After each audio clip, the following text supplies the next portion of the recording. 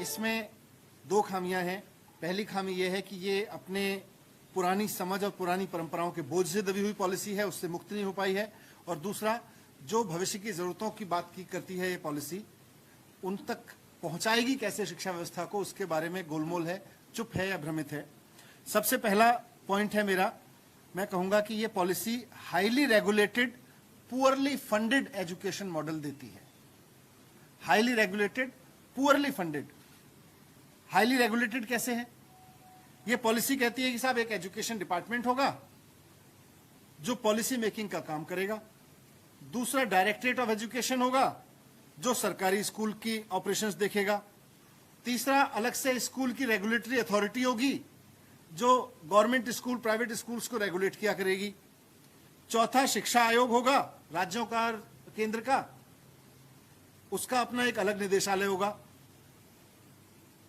पांचवा एससीईआरटी अलग होगा, एससीईआरटी एनसीईआरटी होंगे, फिर शिक्षा का बोर्ड होगा। तो एजुकेशन डिपार्टमेंट अलग, डायरेक्टरेट ऑफ एजुकेशन अलग, रेगुलेटरी अथॉरिटी अलग, शिक्षा आयोग अलग। ये सारे ऐसा घचमच करेंगे, ये सारी एजेंसियां आपस में टकराती रहेंगी। एससीईआरटी का फिर भी काम अलग है, मैंडेट है।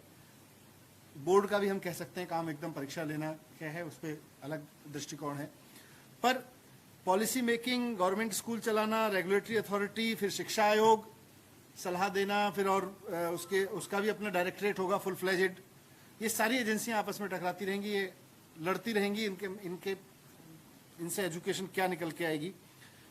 इसीलिए मैंने कहा हाईली रेगुलेटेड है और पुअरली फंडेड कहा मैंने पहले पॉइंट में ही। शिक्षा नीति कहती है, राष्ट्रीय शिक्षा नीति जो पेश की गई है, कल अप्रूव की गई है कि साथ 6% जीडीपी का हमें एजुकेशन बजट पे देना चाहिए। और ये बात आज नहीं की गई, 1966 से कोठारी कमीशन के समय से इस देश में ये बात की जाती रही है कि साहब 6% जो है जीडीपी का वो हमें एजुकेशन पे खर्च करना चाहिए। आज शिक्षा नीति फिर से वही बात दोहरा रही है। पर ये होगा कैसे? 1966 से लेके आज तक हम अपने शिक्षा बजट को जीडीपी के 6% के नजदीक नहीं ला पाए। अब कैसे ले आएंगे? इस पर एजुकेशन पॉलिसी कोई पॉलिसी नहीं बताती।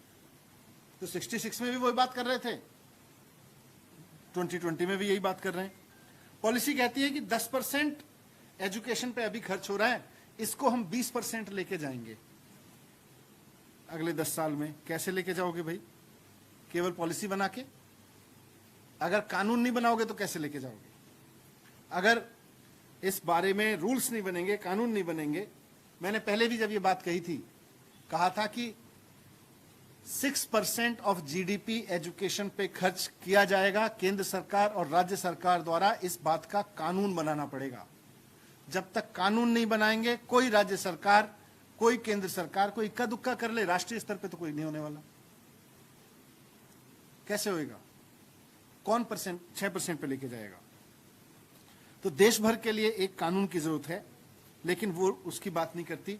बस ये पॉलिसी में कहती है साहब 1966 से पॉलिसी चली आ रही है, आज तक तो 4% भी नहीं हुआ, 5% भी नहीं हुआ, 3% पे खड़े हैं हम। तो अब कैसे जाएंगे? इस पे पॉलिसी चुप है। दूसरा, पॉलिसी में फंडिंग को लेकर सीधी बात नहीं आती कहीं भी। पॉलिसी एक जगह कहती है कि नर्सरी से 12वीं तक, अभी जो आरटीआई में पहली से 8वीं तक की एजुकेशन फ्री है, कंपलसरी फ्री एजुकेशन है, उसको कहती है नर्सरी से 12वीं तक फ्री कंपलसरी एजुकेशन होनी चाहिए। पर पॉलिसी कहती है कैसे होगी, इसको आगे जाके एग्जामिन करेंगे। अरे 34 साल बाद पॉलिसी लेके आए, 6 साल आपने पॉलिसी बनाने में लगा दिए, अभी भी आप लिख के दे रहे हो कि हम इसको एग्जामिन करेंगे, कैसे होगा? फिर कर क्या रहे थे 6 साल से? अगर आप यही नहीं बता पाए कि 6 साल बाद या 34 साल बाद सरकार मिला के, तो भारतीय जनता पार्टी की पूरी लीडरशिप कर क्या रही थी इस पे? तो ये एजुकेशन की एक बड़ी समस्या है फंडिंग, और उस फंडिंग के बारे में कोई सॉल्यूशन ये पॉलिसी नहीं दे रही है। आज एजुकेशन फंडिंग की कमी का रोना रो रही है। तो ये एक बड़ा प्रॉब्लम है, इसलिए मैंने इसको कहा कि हाईली रेगुलेटेड पुअरली फंडेड है। कई सारे आयोग, कमेटी, फलाना ढिमका, और उसके बाद में कुछ नहीं। अब कुछ और प्रस्ताव हैं, जैसे मैंने कहा अर्ली चाइल्डहुड केयर अच्छा है, 3 से 6 साल तक मेन फ्रेम में लाना, लेकिन इसमें भी प्रॉब्लम यह है कि ये 2 मॉडल दे रहा है जो अभी एग्जिस्टिंग है। एक मॉडल है आंगनवाड़ी का मॉडल, वहां भी अर्ली चाइल्डहुड केयर की जाएगी। दूसरा है प्री प्राइमरी का मॉडल, नर्सरी, केजी वगैरह स्कूल है। कहने को तो कहती है पॉलिसी की साहब समान एजुकेशन दी जाएगी, लेकिन मुझे ये बताइए कि एक बच्चा आंगनवाड़ी में जा रहा है और एक डीपीएस के प्री प्राइमरी में जा रहा है, दोनों को समान एजुकेशन कैसे मिल जाएगी? समान एजुकेशन मिल ही नहीं सकती। एक को आंगनवाड़ी वर्कर पढ़ा रही है, एक को बहुत क्वालिफाइड प्री क्वालिफाइड टीचर पढ़ा रही है, तो दोनों जाने वाले बच्चों को एक स्तर की एजुकेशन की बात तो कर रही है, पर मॉडल में ही फेल है। एक आंगनवाड़ी का मॉडल है, एक प्री प्राइमरी का मॉडल है, और इसमें टीचर्स की कमी को पॉलिसी कहती है साहब इसमें टीचर एंगेजमेंट जो है कम्युनिटी एंगेजमेंट पे कर लेंगे। तो आज सरकारी स्कूलों में, मैं दिल्ली की भी बात कर सकता हूं और देश भर में हम जानते हैं, सरकारी स्कूलों में पढ़ने वाले बच्चे जिस कम्युनिटी से आते हैं उसमें बहुत बड़े बच्चे, बहुत बड़ी संख्या में बच्चे फर्स्ट जनरेशन लर्नर हैं। जब फर्स्ट जनरेशन लर्नर्स हैं तो उस कम्युनिटी में ऐसे लोग कहां से आएंगे जो स्कूल में आके वॉलंटरी करके पढ़ा लेंगे? और गांव देहात में क्या होगा?